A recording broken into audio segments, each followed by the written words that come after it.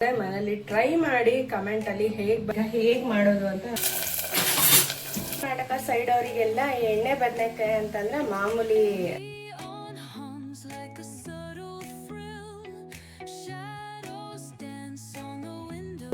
ಒಂದು ಎರಡು ಚಪಾತಿ ತಿನ್ನೋರು 4-5 ಚಪಾತಿ ತಿನ್ನೋದು ಗ್ಯಾರಂಟಿ. ಅಷ್ಟು ಪಲ್ಯ ಅಂದ್ರೆ ತುಂಬಾ ಇಷ್ಟ. ನಮ್ಮ ಹಿಂದಿನ ಕಾಲದ ಅಡಿಗೆ ಅಲ್ವಾ.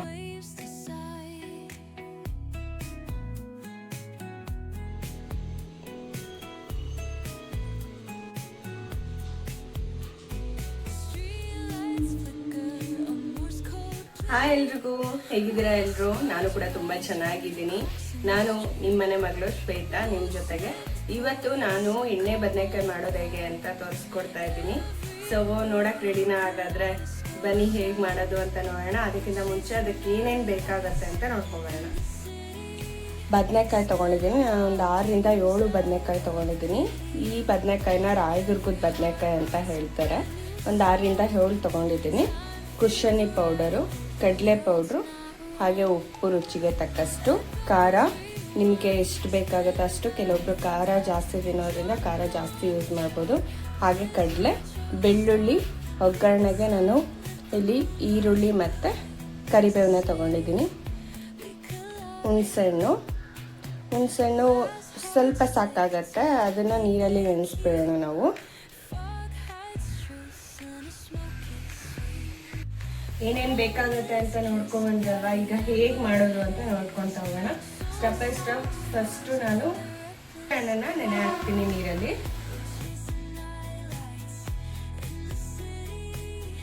ಸ್ವಲ್ಪ ಹಾಕ್ಬಟ್ಟದಲ್ಲಿ ಹಾಕಿ ಇಟ್ಟಿದ್ದೀನಿ.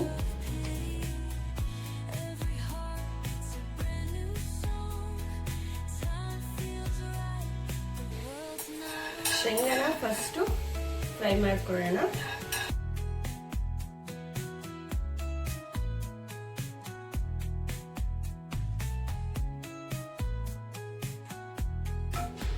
ಶೇಂಗಾ ಮತ್ತು ಬೆಳ್ಳುಳ್ಳಿನ ಫ್ರೈ ಮಾಡಿ ಇಟ್ಕೊಂಡಿದ್ದೀನಿ. ಇದೊಂದು ಸ್ವಲ್ಪ ತಣ್ಣಗಾದ್ಮೇಲೆ ರುಬ್ಕೊಳ್ಳೋಣ.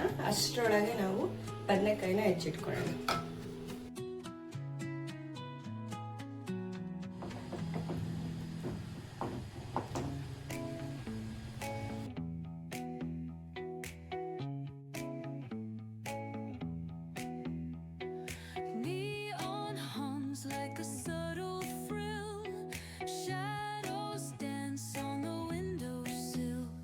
ಬದನೆಕಾಯಿನೆಲ್ಲ ನಾನು ಒಳಗಡೆ ಕಟ್ ಮಾಡಿ ಇಟ್ಕೊಂಡಿದ್ದೀನಿ. Full cut ಮಾಡಿಬಿಡ್ಬಾರ್ದು.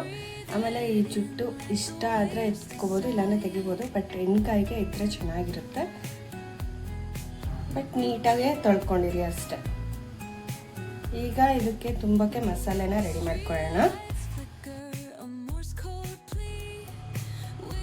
ಕುಶನಿ ಪೌಡರ್, ಕಡಲೆ ಪೌಡರ್, ಸಾಲ್ಟ್, ಖಾರದ ಪುಡಿ, ಶೇಂಗಾ ಮತ್ತು ಬೆಳ್ಳುಳ್ಳಿನ ರುಬ್ಕೊಂಡಿದ್ದೀನಿ. ಇದನ್ನ ಹಾಕೋದ್ರಿಂದ ಮರಳು ಥರ ಬರುತ್ತೆ ಗ್ರೇವಿ. ತಿನ್ನೋಕೆ ತುಂಬ ಚೆನ್ನಾಗಿರುತ್ತೆ.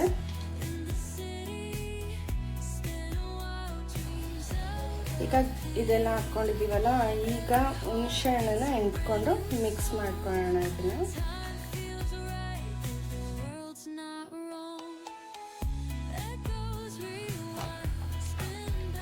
ಕೈಯಲ್ಲೇ ಮಿಕ್ಸ್ ಮಾಡ್ಕೊಳ್ಳೋಣ. ಕೈಯಲ್ಲೇ ಮಿಕ್ಸ್ ಮಾಡೋದ್ರಿಂದ ಎಲ್ಲ ನೀಟಾಗಿ ಮಿಕ್ಸ್ ಆಗುತ್ತೆ.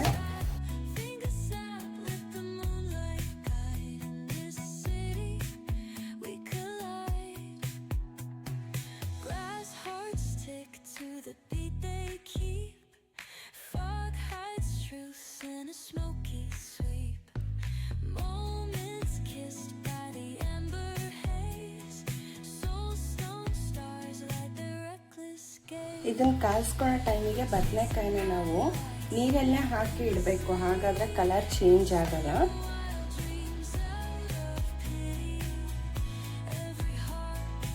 ಇದೇ ಥರ ಎಲ್ಲನೂ ಫಿಲ್ ಮಾಡ್ಕೊಳ್ಳೋಣ. ಈಗ ಇದು ರೆಡಿ ಆಗಿದೆ. ಈಗ ಒಗ್ಗರಣೆ ಹಾಕೊಳ್ಳೋಣ.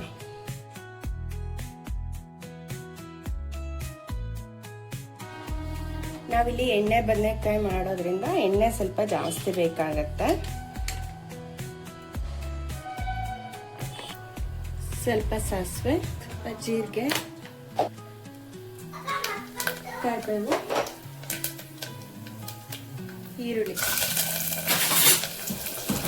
ಈರುಳ್ಳಿನ ಬಾಡಿಸ್ಕೊಳ್ಳೋಣ ಎಣ್ಣೆಲೆ. ಈಗ ಈರುಳ್ಳಿ ಫ್ರೈ ಆಗಿದೆ. ಈಗ ನಮ್ಮ ಫಿಲ್ ಆಗಿರುವಂಥ ಬದನೆಕಾಯಿನ ಹಾಕೊಳ್ಳೋಣ.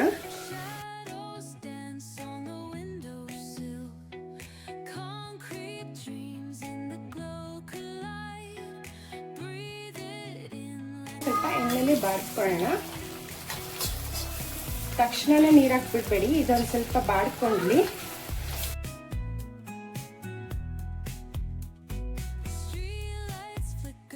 ಈ ಉತ್ತರ ಕರ್ನಾಟಕ ಸೈಡ್ ಅವರಿಗೆಲ್ಲ ಎಣ್ಣೆ ಬದನೆಕಾಯಿ ಅಂತಂದ್ರೆ ಮಾಮೂಲಿ ಡಿಶ್ ಆಗಿರುತ್ತೆ.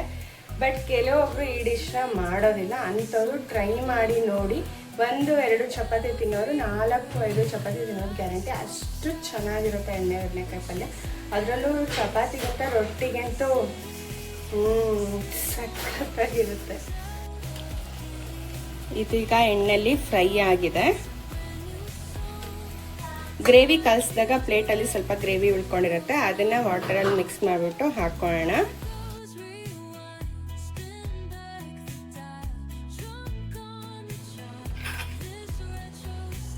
ಈಗ ಕುದೀತಾ ಇದೆ. ಈಗ ಒಂದು ಸ್ವಲ್ಪ ಟೇಸ್ಟ್ ನೋಡ್ಬಿಟ್ಟು ಸಾಲ್ಟು ಅಥವಾ ಖಾರ ಏನಾದರೂ ಬೇಕಂದ್ರೆ ಹಾಕ್ಕೋಬೋದು. ಈಗ ಕ್ಲೋಸ್ ಮಾಡಿ ಒಂದು 2 ವಿಸಲ್ ಆಗೋವರೆಗೂ ವೆಯ್ಟ್ ಮಾಡೋಣ.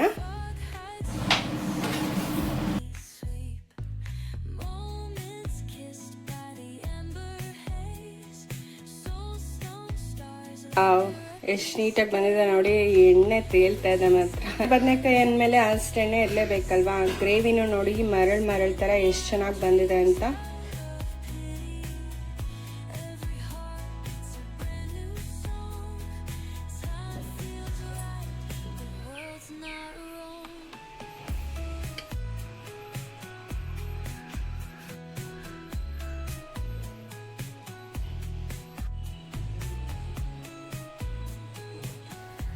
ರುಚಿಯಾದ ಎಣ್ಗಾಯಿ ಪಲ್ಯ ರೆಡಿ ಆಗಿದೆ. ಟೇಸ್ಟ್ ಮಾಡೋಣ.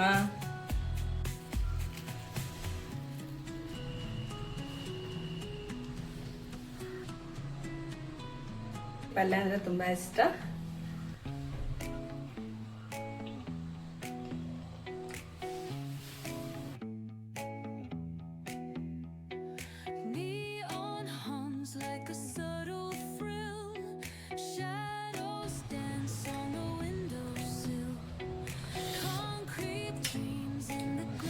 ಏನೇ ಆಗಲಿ, ಎಷ್ಟೇ ಹೊಸ ಥರ ಅಡುಗೆ ಬಂದ್ರು